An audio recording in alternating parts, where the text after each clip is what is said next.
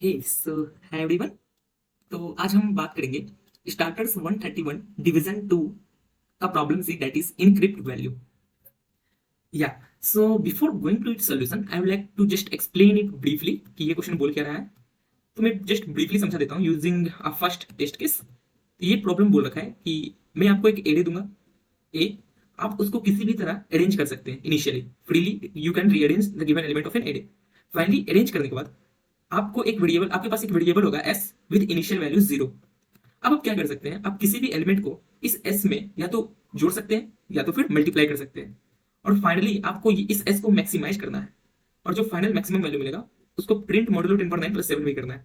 Final value S का क्या होगा ये आपको प्रिंट करना है। फॉर एग्जाम्पल जैसे ये पहला टेस्ट केस है 4 that is nothing but size of array, उसमें एलिमेंट है 4 2 5 2।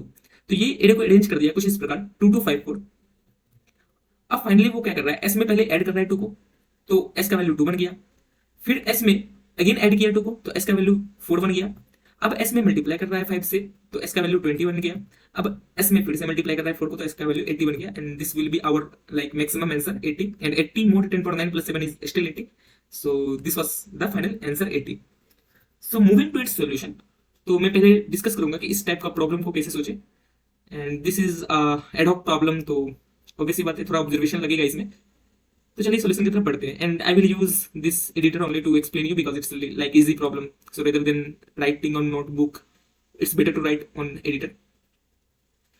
या तो मैं हमेशा बोलता हूँ कि कभी भी आपको ये ग्रीडी टाइप प्रॉब्लम मिले तो उसको तुम तोड़ो, मीन्स छोटा छोटा पार्ट में कि इस केस में क्या होगा इस केस में क्या होगा। ठीक है, तो हम तुमसे एक बात पूछते हैं कि मान लो ये जो एरे दिया हुआ था इसमें ए आई, इसका वैल्यू कहाँ से स्टार्ट होता है 1 से लेकर 10⁹ तक। ठीक है, अगर हम बोलते इसका वैल्यू 2 से 10⁹ तक स्टार्ट होता तो तुम क्या करते। ठीक है, तो जैसे मान लो हम एरे इनिशियली एरे जो है ए आर आर उसमें हम वैल्यू देते हैं तुमको इनिशियल वैल्यू 2 3 4 5, या अगेन हम यहाँ पे भी 3 रखते हैं, कुछ भी मतलब हम जस्ट फॉर द एक्सप्लेनेशन हम कुछ भी दे रहे हैं। तो तुम खुद सोचो हम एरे का वैल्यू अभी हम रख रहे हैं कि A R R of I should be greater than 1। हम मान के चल रहे हैं अभी के लिए ताकि हम उस पर आएंगे कि 1 का केस क्यों ऐसा होगा।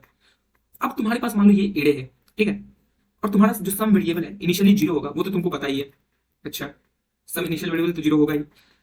अब तुम खुद सोचो कि तुम क्या करोगे इस ऑप्टिमल आंसर पाने के लिए, तुम क्या करोगे सच दैट कि तुम्हारा सम इनिशियल जो वेरिएबल एस है, सम जिसको हम माने हैं, वो मैक्सिमम हो, तो तुम क्या करोगे। तो तुम बोलेगा भैया कि ऐसा करते हैं ना कि सम को हम किसी भी वेरिएबल से ऐड कर देते हैं, या तो ए ऑफ 0 ऐड करते हैं या तो ए ऑफ 1 से ऐड करते हैं इनिशियली। तो सम को जब ऐड करेंगे मान लो ए ऑफ 0 से, तो सम का वैल्यू क्या बनेगा, सम प्लस इक्वल टू 2, तो सम का वैल्यू बन जाएगा मेरा 2। अब तुम क्या करोगे ऑप्टिमल आंसर पाने के लिए, कि आप बोलेगा कि भैया अब हम क्या करते हैं कि हर बार हर एक एलिमेंट को मल्टीप्लाई करते हैं जितना भी एलिमेंट है, तो sum multiply by a of 1, similarly sum multiply by a of 2। तुम ऐसा क्यों किए, तुम ऐड क्यों नहीं किए, क्योंकि तुमको पता है कि मल्टीप्लीकेशन का जो मेरा वैल्यू आएगा वो हमेशा एडिशन से बड़ा या बराबर आएगा। तो बोलेगा अच्छा ऐसा क्या, ऐसा तो नहीं होता भैया, आप तो गलत बोल रहे हैं कि अगर मान लीजिए एरर में 1 रहेगा तो वो तो ऐसा नहीं देता है, वो तो छोटा ही देता है मल्टीप्लिकेशन एडिशन के मुताबिक। तो हम इसलिए बोल रहे हैं कि तुम एरर ऑफ आई जो है हमेशा 1 से बड़ा है, हम ये केस लेके चल रहे हैं क्योंकि हम 1 पे आएंगे। हमेशा इसलिए बोलते हैं कि जब भी एडहॉक प्रॉब्लम रहे तुम पहले जनरल सोल्यूशन की तरफ जाओ, तब उसको तोड़ो कि अच्छा 1 रहेगा तो क्या केस बनता है, अच्छा 0 रहेगा तो क्या केस बनता है, तो 0 तो है नहीं यहाँ पे 1 है। तो हम इसलिए 1 को भी हटा के एक जनरल सोल्यूशन बना रहे हैं कि क्या बनता है मेरा।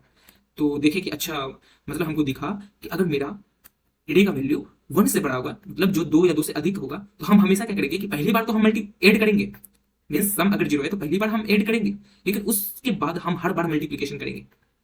अब इसमें भी एक क्वेश्चन आती है कि पहली बार हम छोटा वैल्यू को ऐड करें या सबसे बड़ा वैल्यू को ऐड करें।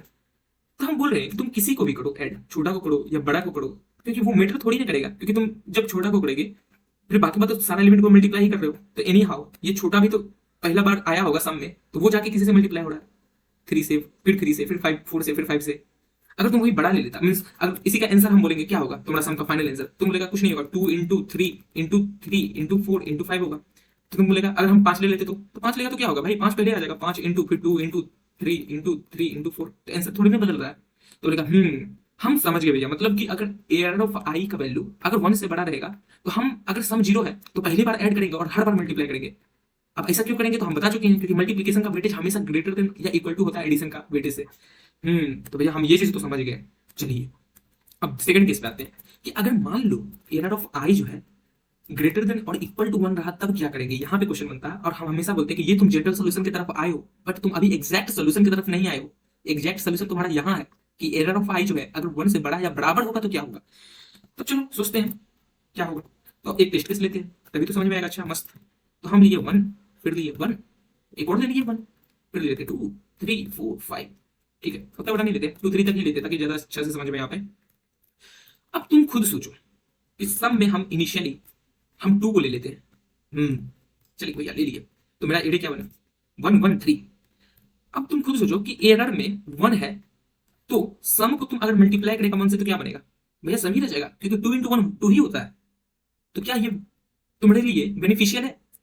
नहीं, यहां तो ऐड करना बेनिफिशियल है। तो ये हमको दिख रहा है कहीं ना कहीं कि 1 रहेगा तो हम कभी नहीं मल्टीप्लाई करेंगे, हमेशा ऐड ही करेंगे। कहीं ना कहीं तुम सही सोल्यूशन की तरफ आ रहे हो कि 1 रहेगा तो हम कभी मल्टीप्लाई ही नहीं करेंगे, हमेशा तुमको ऐड ही करेंगे। तो अब हम एक बात तुमसे पूछते हैं कि तुम ये एडिशन वाला ऑपरेशन स्टार्ट में करना चाहते हो या मल्टीप्लाई करके बाद में करना चाहते हो। तो तुम बोलेगा कि स्टार्ट में करें या मल्टीप्लाई करके बाद में करें, तो हमको कहीं ना कहीं दिख रहा है कि स्टार्ट में करना ज्यादा बेनिफिशियल है। ऐसा क्यों?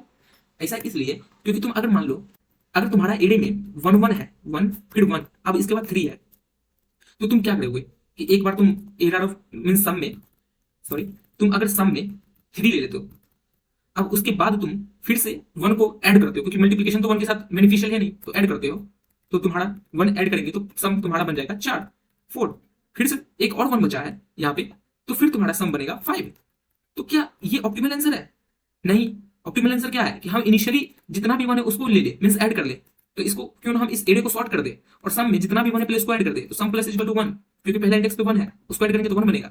फिर से सम प्लस इक्वल टू 1, दूसरा इंडेक्स पे है वहां भी 1 है, तो अब मेरा एग्जैक्ट वैल्यू ऑफ सम क्या रहा 2। अब 2 को क्योंकि हम 3 से मल्टीप्लाई करेंगे तो तुम्हारा आंसर 6 बनेगा। इनिशियली तुम्हारा आंसर क्या बन रहा था, सम 2 इक्वल टू 3, ये क्या बना सम 6, और इनिशियली तुम्हारा आंसर क्या था 5। तो तुमको दिखा कि भैया हम सबसे पहले ऐड करेंगे और उसके बाद मल्टीप्लाई करेंगे। तो हम बोले ठीक है, तो सबसे पहले ऐड तुम कब तक करेगा, जब तक तुम्हारा सम का वैल्यू ग्रेटर देन 1 ना बन जाए। तुम बोलेगा क्यों भैया 1 बन जाएगा तो क्या दिक्कत है? तो दिक्कत भाई ये है कि तुम सम का वैल्यू 1 है, अब x का वैल्यू कुछ 100 आता है, तो तुम सम मींस एरे में कोई भी वेरिएबल है ai जिसका वैल्यू 100 है, तो तुम सम इनटू 100 करोगे तो तुम्हारा 100 ही रह जाएगा, क्योंकि तुम्हारा इनिशियली सम 1 था। तो क्यों ना हम इसको ऐड कर दे, सम प्लस 100, तो 101 एटलीस्ट एक ज्यादा आंसर तो देगा ना। तो हमको दिखा कि हम जो ये एडिशन ऑपरेशन है स्टार्ट में करेंगे और मल्टीप्लिकेशन ऑपरेशन उसके बाद करेंगे, और एडिशन ऑपरेशन हम तब तक करते रहेंगे जब तक मेरा सम का वैल्यू ग्रेटर देन 1 ना बन जाए। सो तुम्हारा फाइनल आंसर यहीं पे आ जाएगा। तो इस प्रॉब्लम को हम कैसे सोचे, फिर से बताते हैं कि हमेशा ट्राई करना कि तुम पहले जनरल सॉल्यूशन की तरफ आओ जो जनरल लोग सोचेंगे, क्योंकि कोई भी लोग ये सोचेगा कि भाई हम एक बार ऐड कर देते हैं और जैसे ही मेरा सम का वैल्यू कुछ 1 से बड़ा बन जाएगा, 2 बन जाएगा, तो मेरे लिए मल्टीप्लिकेशन उसके लिए बेनिफिशियल होगा हमेशा, क्योंकि भाई हम उसके बाद ऐड करना ही नहीं चाहेंगे। 2 प्लस मान लो 2 3 है तो 2 प्लस 3 5 होता है, लेकिन 2 इंटू 3 6 होता है, तो 2 प्लस 3 करना मेरे लिए बेनिफिशियल है ही नहीं। तो बोले ठीक है, तो ये जनरल सोल्यूशन है जो सब सोचेगा, लेकिन हमको ऑप्टिमल की तरफ आना है और एक परफेक्ट सोल्यूशन की तरफ आना है। तो हम देखें कि अगर 1 होगा तो क्या होगा, तो फिर देखें कि 1 होगा तो सम का वैल्यू अगर 1 बना, मींस हम क्या करेंगे 1 जब भी एरे में होगा तो उसको तो हमेशा ऐड ही करना मेरे लिए बेनिफिशियल होगा, क्योंकि 1 के साथ कोई भी चीज मल्टीप्लाई होता है तो वो वही नंबर रह जाता है। तो हम देखें हाँ ऐड होगा तो एटलीस्ट एक मेरा आंसर में तो इंक्रीमेंट होगा, तो वो तो हमको दिख गया। अब देखें कि ये एडिशन ऑपरेशन हम कभी बीच बीच में आके करेंगे या स्टार्टिंग में ही करेंगे, तो हम बोले स्टार्टिंग में ही करो। तो ऐसा क्यों करेंगे, क्योंकि हम बीच बीच में आके करेंगे तो वो मेरा जो आंसर इंक्रीमेंट करेगा विल बी लेस देन जो हम स्टार्टिंग में करें। जैसे हम इसी टेस्ट केस में तुमको स्टार्टिंग में बताए थे, या एक और टेस्ट केस तुम ये भी कभी तुम प्रैक्टिस करना कि 2,2,1 लोगे और इनिशियली तुम सम में 2 लिए, फिर इसको तुम मल्टीप्लाई कर दिए 2 से, अब फिर जाके उसको तुम ऐड कर रहे हो 1 से, क्योंकि मल्टीप्लाई 2 प्लस 2 इंटू 2 क्या होगा 4। अब 4 इंटू 1 करोगे तो 4 ही रह जाएगा, और 4 प्लस 1 करोगे तो 5 बन जाएगा। अब वही अगर तुम सम में पहले 1 लेते और फिर प्लस 2 करते तो क्या बनता है 3, और 3 इंटू फिर 2 करते तो क्या बनता है 6। तो ये तो ऑप्टिमल था। तो हम हमेशा बोल रहे हैं कि तुम पहले ऐड करना एडिशन ऑपरेशन, और एडिशन ऑपरेशन तब तक करना जब तक तुम्हारा सम का वैल्यू 1 से बड़ा ना हो जाए। जैसे ही बड़ा होगा तो हमेशा सबसे मल्टीप्लाई करना। तो ये पूरा होल लॉजिक था, और तुमको इस टाइप से सोचना पड़ेगा कि पहले ये जनरल सोल्यूशन है, फिर 1 होगा तो बेस केस में क्या क्या होगा, तो वो तुमको थोड़ा टेस्ट केस लिख के सोचना पड़ेगा। तो ये रहा मेरा कोड कि हम पहले क्या किए कि वेरिएबल लिए n, ये वेक्टर लिए और इनपुट लिए वेक्टर का vi, और हम ये सॉर्ट कर दिए v dot begin v dot and, ताकि मेरा 1 पहले आ जाए। अब सॉर्ट करने के बाद हम देख रहे हैं कि सम अगर लेस देन इक्वल टू 1 है या वेक्टर का वैल्यू ही 1 है तो सम के साथ ऐड करो। तुमको पता ही होगा ये रीजन ऐसा क्यों कर रहे हैं, ऊपर में बताए थे। और अगर ऐसा नहीं है तो ऑब्वियस बात है भाई, हम मल्टीप्लाई करेंगे और सम को मोड कर देंगे। कितना से मोड करेंगे, तो 10 टू द पावर 9 प्लस 7 जो कि मैंने टेस्ट क्वेश्चन में दे रखा था। सो दिस वाज योर आंसर, और ये तुम्हारा टेस्ट केस रन भी होगा और एक्सेप्टेड भी होगा। So thank you. I think you got the logic. And if you have any doubt, then you can ask in a comment section. I will surely reply. So thank you. Have a nice day. If you find this video helpful, then you can like it and subscribe it. Again, thank you.